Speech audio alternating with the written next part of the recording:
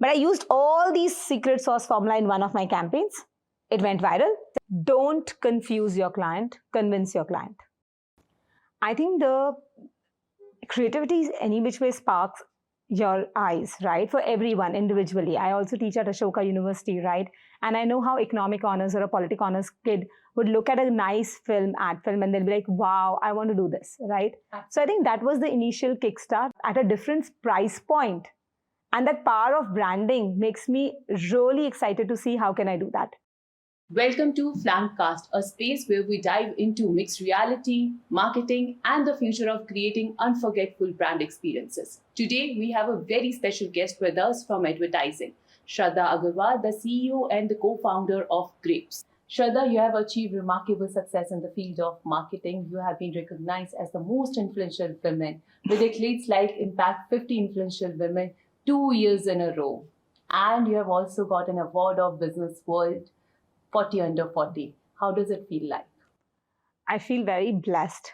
I think it is very easy to see someone up there, but climbing there is not that easy, right?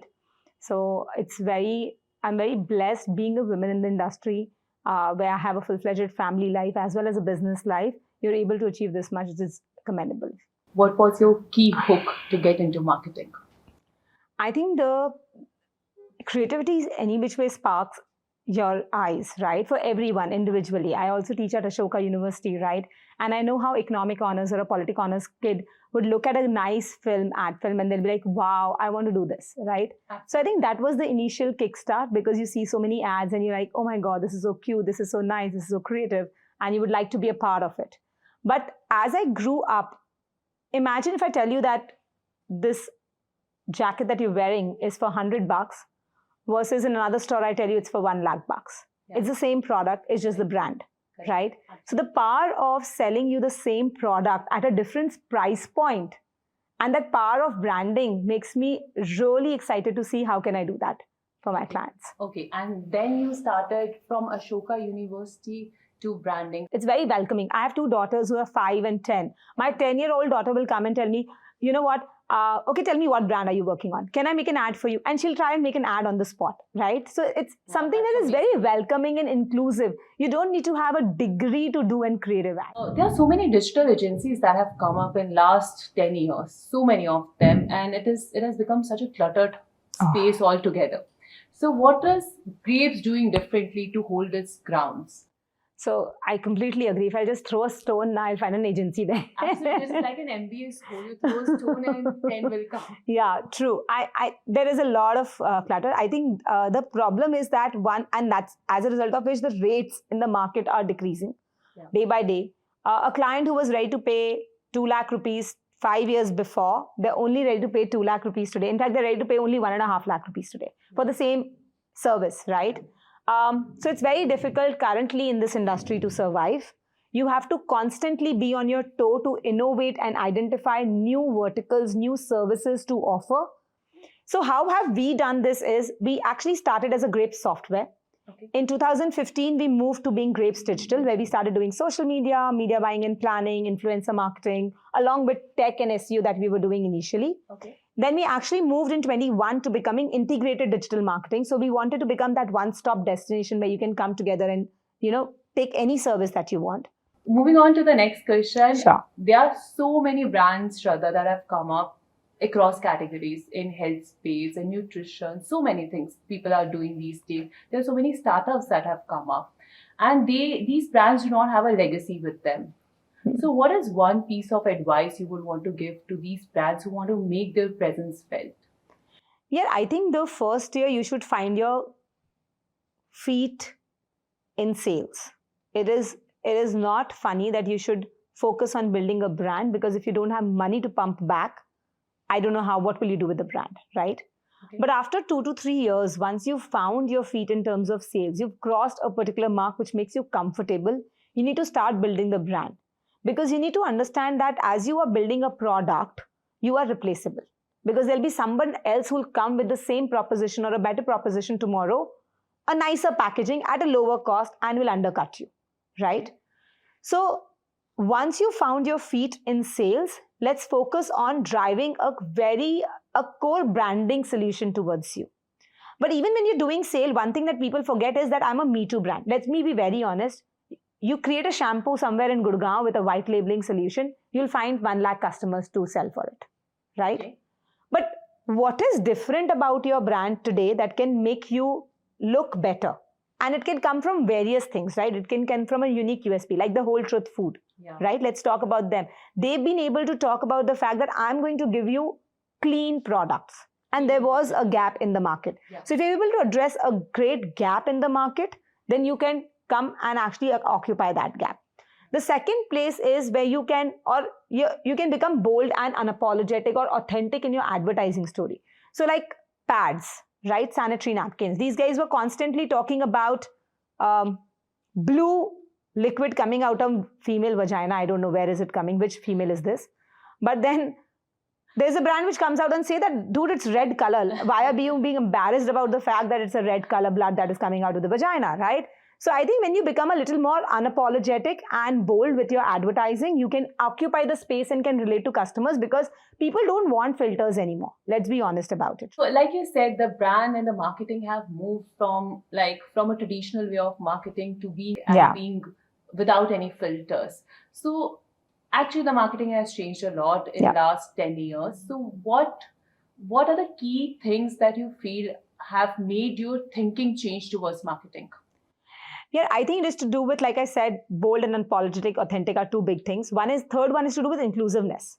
When you start including different sets of people, right? For example, a cohort of widows. Like we just did a campaign with Catch Masala on prostitution, right? Where we was talking about, and that went viral last year, where we were talking about how a prostitute mother kept her child in an orphanage without telling her that you're my daughter.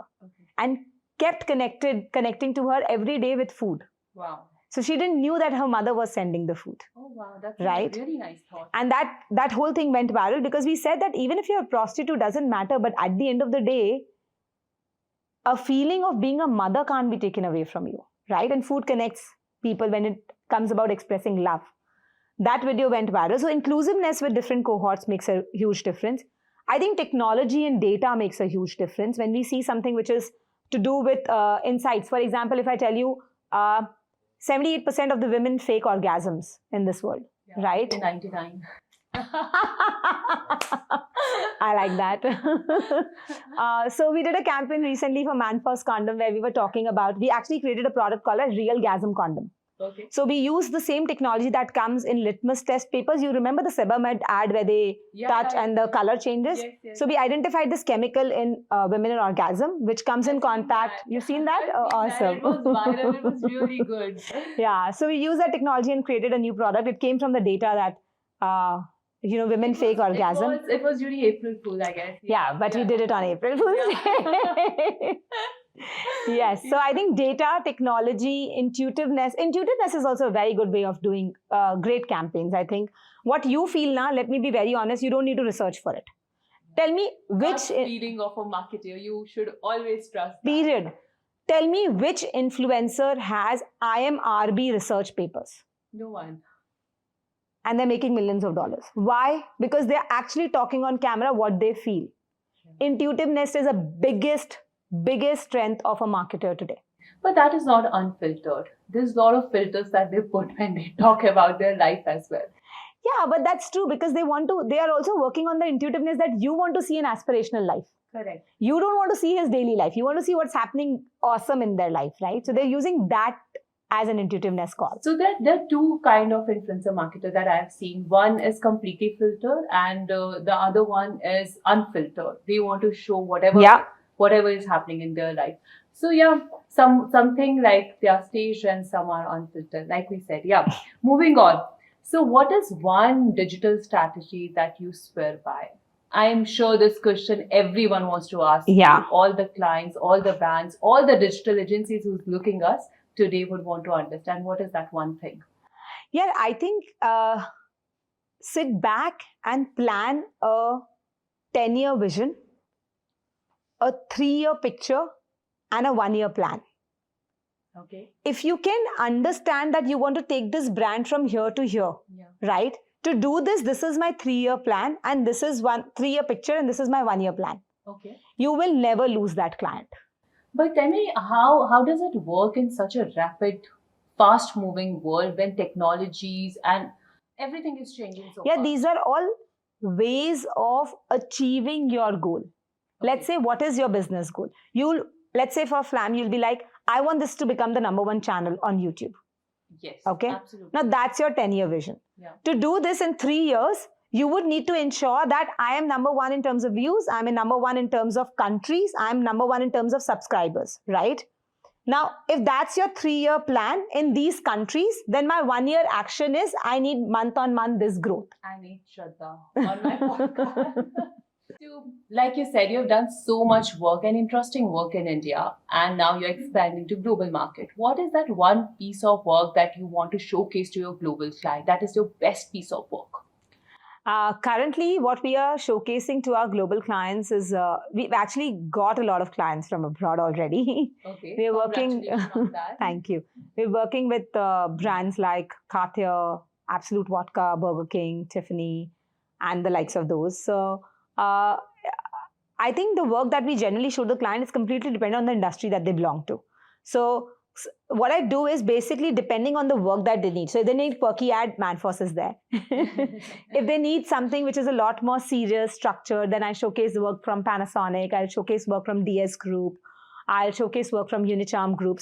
But I'll try and showcase them brands that they're aware of, which are a little more global, right? And English work, because otherwise if I show them Hindi work, they don't understand half of it. Yeah. So like we were talking, content has become such an inseparable part of our daily life. So how Greaves is breaking the noise on the internet?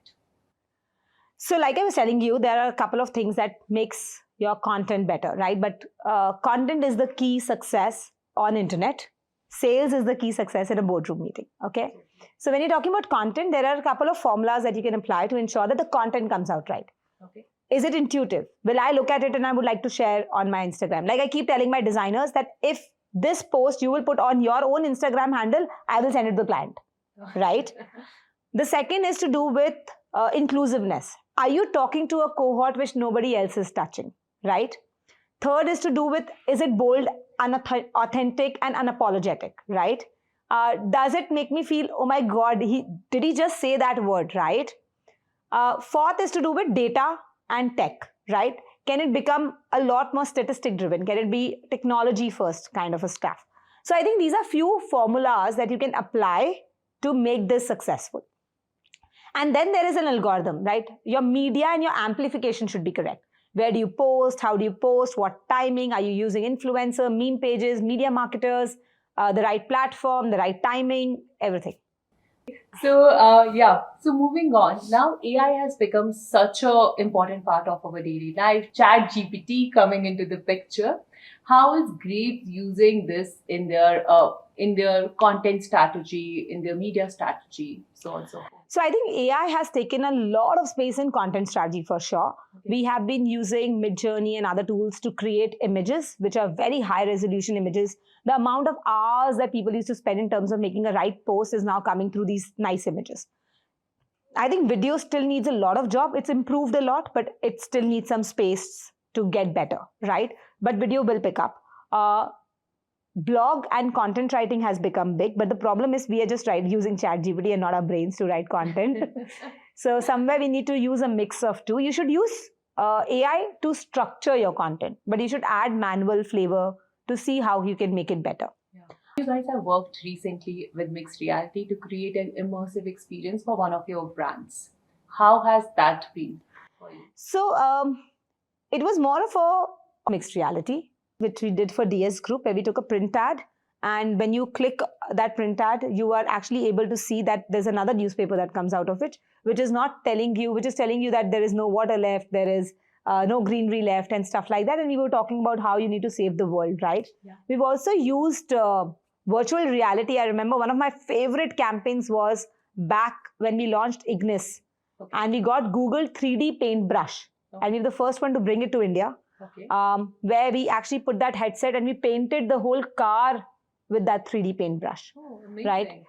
It was a great campaign that time done. I think mixed reality, I don't see a lot of brands have used till now in India, right? Because mixed reality is coming in headsets. It's a experience center that you can only do, let's say, in an auto expo kind of a place, or you can do in an event or in a mall kind of a place, right? Where you can actually get the person to use both the worlds together.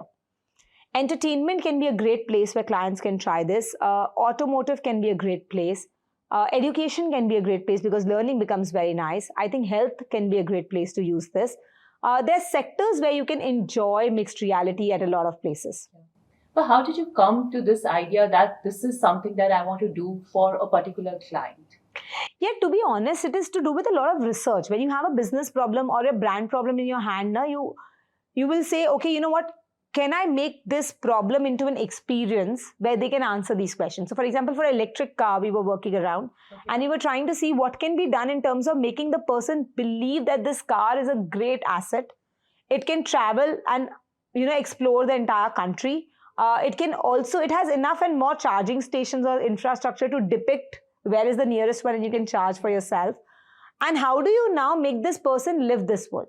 So when you put a mixed reality headset on in a retail environment, you are able to actually experience the car, open the engine, see what is working inside it, close it back, actually make some changes, give an autograph so that you make it look like it's a personalized car for you, etc.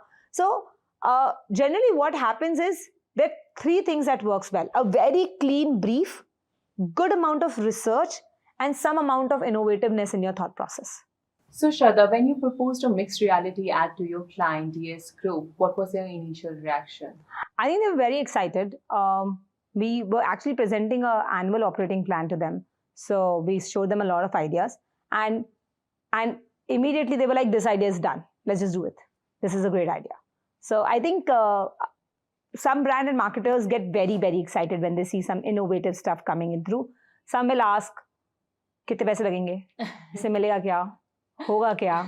उखाड़ोगे क्या? But I'm sure these questions must have come.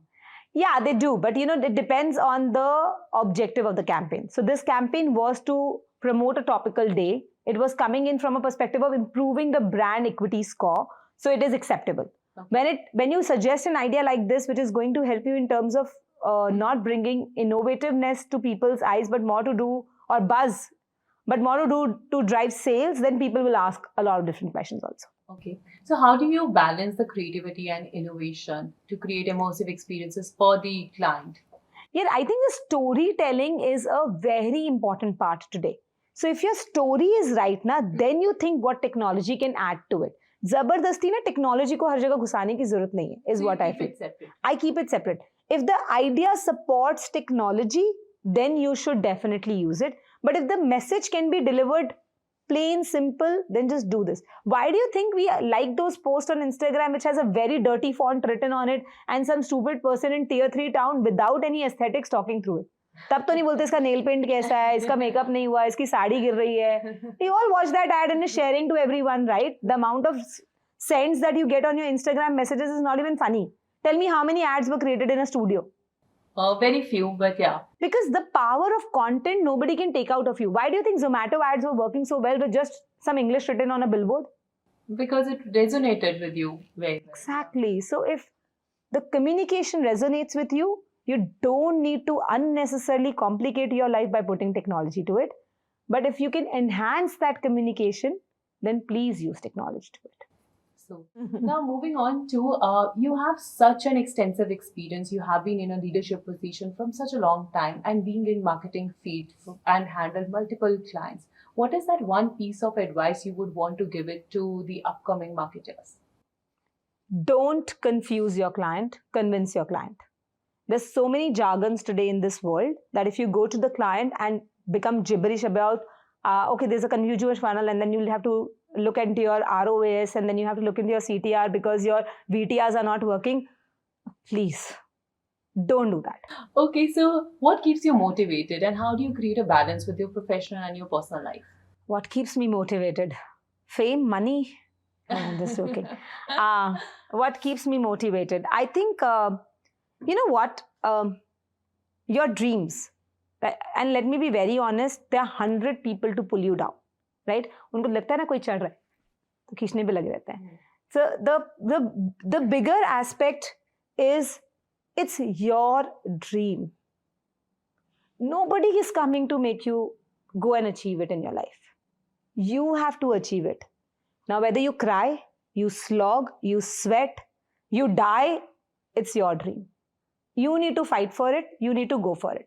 And trust me, there will be 100 reasons that will come to you saying you should not achieve this dream. Why? Because you're guilty, you are a mom. You're guilty, you are a wife or a husband. You're guilty because you are a family person. You're guilty, you're not a great friend. You're guilty because you didn't have time for exercising. You're guilty for this. I mean, if it's your dream, you'll find time. Okay. So what is your life mantra, Shradha? Whatever happens to you is only 10%. How you react to it is 90%. Really? Yeah. You follow this? Absolutely. Okay. And your favorite marketing trend of all time? I think moment marketing. Okay. Because let me be very honest, we as consumers ना are living in the moment. Yeah. Right? हमें आज IPL की बात करनी है, कल हमें IPL की बात नहीं करनी, परसों हमें इंडिपेंडेंस डे की बात करनी है, अगले दिन हमें फ्लैग नहीं खरीदना, आज हमें भाई से प्यार से ज्यादा किसी से प्यार नहीं है, कल हमें बॉयफ्रेंड से ज्यादा किसी से प्यार नहीं है. We are all living in these small days and we've made our life like this. You know how many days are there to be celebrated in a year? 160 plus, I think. There are 403 days for 365 days. I have a list of it. How can it be 403 days? Because for 365? there's the same day, there is a, like for example, you have the yoga day and you have the Father's Day on the same day. Oh, okay. Right? Or you have a burger day and another day on the same day. So there are more days than the number of days that you have. So I think we are living by those days and we're enjoying those days because marketers have found ways to make more money out of it. And I think that's a great trend to have. And it's going to live for years. Thank you, Shradha. It was so lovely to have you. It was amazing and a fun session with you. Thank you so much for coming. Thank you so much. I think I really enjoyed myself.